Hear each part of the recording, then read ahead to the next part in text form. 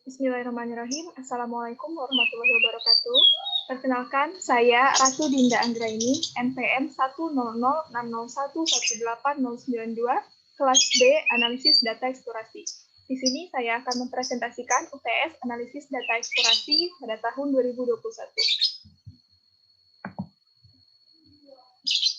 Data yang digunakan berasal dari sisa hasil bagi 3 digit NPM terakhir. Dengan digit NPM terakhir saya 092 diperoleh sisa hasil bagi yaitu 24, maka di sini download data ke-24 di link yang tertera. Maka data ke-24 itu yaitu data Kalimantan Utara dengan banyak data 479 data. Nah, yang pertama yaitu melakukan analisis histogram dan pemulusan kernel. Yang kedua, diagram dahan daun. Ketiga, apakah terdapat dimodus? Yang keempat, box plot.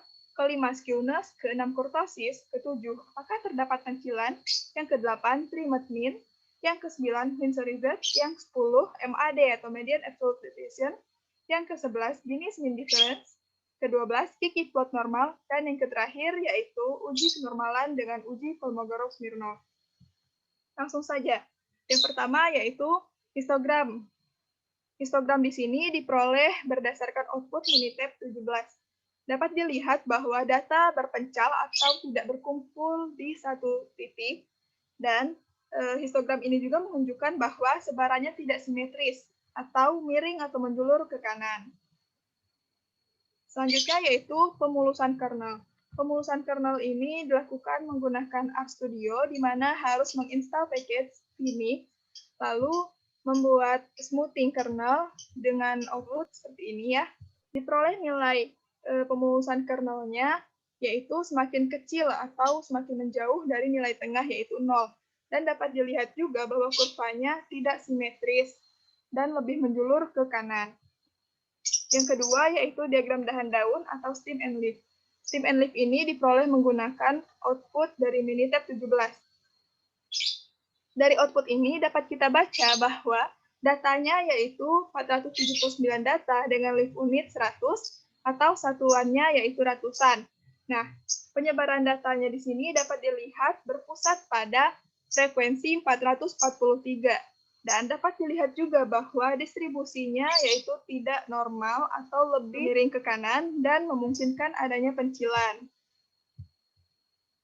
Berdasarkan stem and leaf ini juga dapat kita lihat bahwa semakin ke bawah nilai datanya yaitu semakin besar, maka dapat dilihat bahwa nilai maksimumnya yang mungkin di sini yaitu 11.300. Berikutnya yang ketiga, apakah terdapat bimodus? Untuk mendeteksi adanya bimodus atau tidak dapat dilihat pada histogram yaitu pada nomor 1A yang tadi. Nah, histogram ini dilihat apakah terdapat dua puncak atau tidak, namun pada histogram itu hanya terdapat satu puncak. Maka dikatakan bahwa data di Kalimantan Utara tidak terdapat bimodus. Selanjutnya yaitu yang keempat, box plot. Box plot ini diperoleh menggunakan output dari Minitab 17, di mana nilai kuartil 1 atau Q1 yaitu 37, median atau Q2-nya 82, dan Q3 adalah 224, dengan IQR 187. Dari box plot ini juga dapat kita lihat bahwa pola sebaran datanya tidak simetris, memungkinkannya adanya pencilan atau nilai ekstrim dari data Kalimantan Utara ini. Berikutnya yang kelima yaitu skewness. Menghitung skewness di sini, saya menggunakan output dari Minitab 17 juga, di mana nilai skewness-nya 5,92. Karena 5,92 lebih besar daripada 1, yaitu artinya data tidak simetris dan menunjukkannya ada data yang sangat miring, di mana miringnya sangat miring ke kanan dan bernilai positif. Yang keenam yaitu kurtosis. Menghitung nilai kurtosis menggunakan Minitab 17, di mana nilai kurtosisnya 43,60. Artinya data tidak simetris atau tidak berdistribusi normal, namun ini menunjukkan puncak yang lebih tajam dan ekor yang lebih gemuk atau leptokurtik. Kurtosis di sini bernilai positif karena 43,6 lebih besar daripada 3. Selanjutnya yang ketujuh, apakah terdapat pencilan? Nah, untuk mengidentifikasi adanya pencilan atau tidak, dapat dilakukan dengan 3 cara di RStudio. Yang pertama yaitu dengan pendekatan identifikasi pencilan keubah tunggal. Yang kedua dengan pendekatan batas bawah atau batas atas. Yang ketiga yaitu dengan menggunakan pendekatan box plot itu sendiri. Saya menggunakan pendekatan dengan batas bawah dan batas atas, di mana BB sama dengan Q1 min 1,5 dikali IQR, diperoleh nilai BB min 242,75, dan BA sama dengan Q3 ditambah 1,5 dikali IQR, diperoleh nilai BA 503,25. Nah, berikutnya, untuk mengidentifikasi apakah data tersebut pencilan atau tidak, dapat dilihat dari ini. Jika datanya kurang dari batas bawah atau data lebih besar daripada batas atas. Nah, karena data yang saya gunakan di sini semuanya bernilai positif, maka tidak memungkinkan untuk asumsi bahwa data kurang dari batas bawah, karena batas bawah saya bernilai negatif. Maka dari itu, kita lihat data yang lebih besar daripada batas atas di sini. Diperoleh bahwa data yang lebih besar daripada batas atas itu ada 75 data, yang artinya terdapat pencilan sebanyak 75 data dari banyaknya keluarga per desa di Kalimantan Utara. Berikutnya yang ke-8 yaitu Trimot Min. Analisis Trimot Min menggunakan software RStudio dengan alpha 0,05. Dapat dilihat bahwa rata-rata dari banyaknya keluarga per desa di Kalimantan Utara yaitu 379,7015. Namun cenderung tidak menggambarkan pemusatan data secara baik karena memiliki nilai yang lebih besar dari sebagian besar amatan. Untuk itu, dilakukan pangkasan 10% dari data tersebut, di mana cara memangkasnya yaitu 5% dari data dengan amatan paling besar dan 5% dari data dengan amatan paling kecil, sehingga hanya tersisa data sebanyak 431. Maka dilakukanlah rataan dari data yang tersisa diperoleh rata-rata terpangkas yaitu 190,6236. Berikutnya yang ke-9 yaitu win series min dengan alpha sama dengan 0,05 menggunakan RStudio. Nah, output di sini menunjukkan bahwa nilai win series min yaitu 259,3257 mempunyai nilai yang sama baik itu dengan fungsi yang dibuat sendiri maupun dengan fungsi yang sudah ada di package.